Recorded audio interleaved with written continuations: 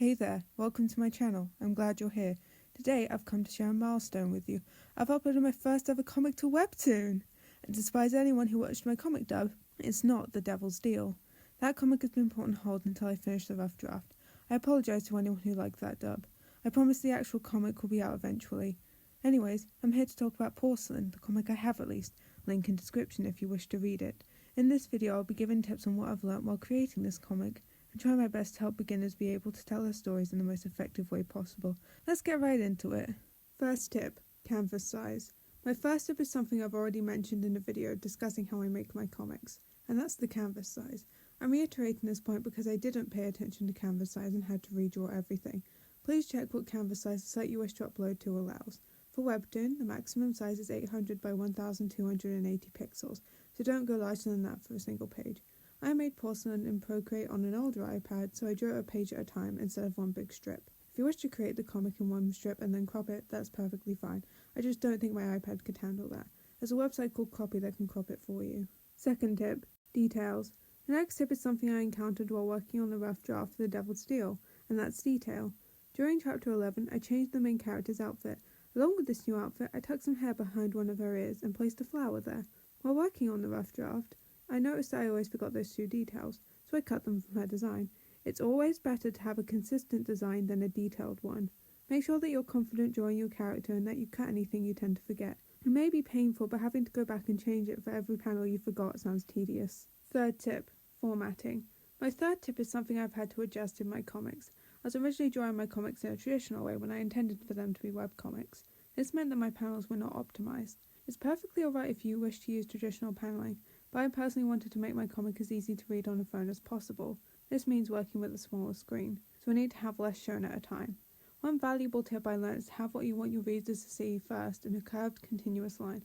This will usually be used for speech, but can be used to highlight anything you want the readers to see.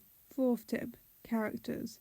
My fourth tip relates to characters. How I designed the main characters for The Devil's Deal is I gave them a colour and mainly stuck to that colour and the contrasting colour, along with black and white. For example, the protagonist's colour is red and the main antagonist's colour is light blue. When it comes to using contrasting colours, let's take a look at Charlie.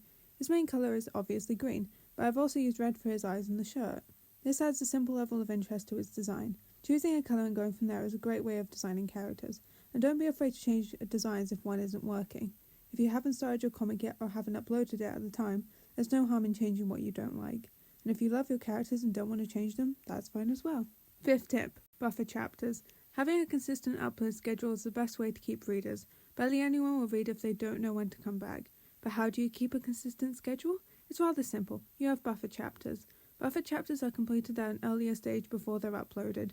For example, say that you upload every week. If you don't have any buffer chapters, you'll be forced to make a new chapter in the span of a week, which might be possible, but sounds like a recipe for burnout. If you have, let's say, 5 buffer chapters, you have 5 weeks to make a new chapter because you already have those 5 chapters ready to go. This is partially why I put The Devil's Deal on hold.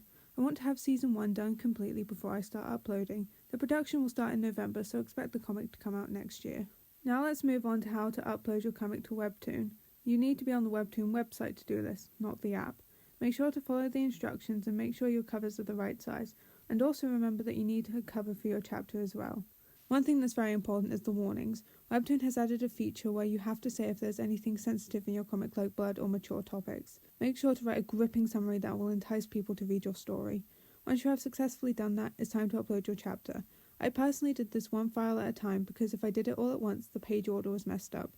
There is a limit to how many pages you can upload per episode, but there is no minimum, so you can do 1 page at a time if you wish. That's just not my personal preference. You can preview your chapter before you post it and even schedule a time for it to be released. And once you've done all that, congratulations! Your comic is now on Webtoon. This next step is very important and something I struggle with. Marketing. No one will read your comic if they don't know it exists. I personally use the Webtoon Canvas subreddit to market Porcelain. Has it worked? Kinda. At the time of writing the script, I have 15 views and 3 subscribers, which doesn't sound like a lot, but it's my little fan base. I'm very grateful to have it. My only advice would be to pick a day or 2 in the week to post about your comic.